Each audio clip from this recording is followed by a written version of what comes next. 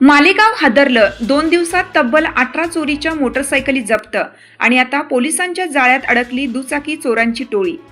मालेगाव शहरात मोटरसायकल चोरीने अक्षरशः उच्छाद मांडला होता. रस्त्यावरून गल्लीबोळातून बाजारातून क्षणार्धात दुचाकी गायब होत होत्या. नागरिक हैराण आणि चोरटे बिनधास्त. पण नाशिक ग्रामीण गुन्हे शाखेने आखला सापळा.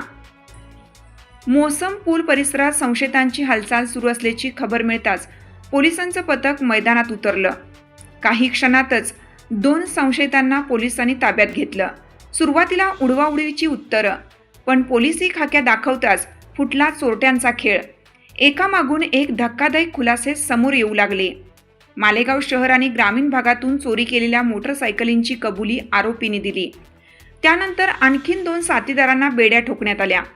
या टोळीने हिरो होंडा यासारख्या कंपन्यांच्या तब्बल 7 मोटरसायकली चोरल्याचं उघड झालं. पोलिसांनी 3,40,000 रुपयांचा मुद्देमाल जप्त करत चोरट्यांचा डाव उधळून लावला. यामध्ये hero fashion pro, Honda shine, unicorn, super Splendor अशा अनेक दुचाकी आता पोलिसांच्या ताब्यात आल्या आहेत. विशेष म्हणजे या कारवाईमुळे आयेशानगर आणि रमजानपुरा पोलीस ठाण्यातील चोरीचे गुन्हे उघडकीस आले आहेत. तर आणखीन अनेक गुन्हे समोर येण्याची शक्यता पोलिसांनी व्यक्त केली आहे.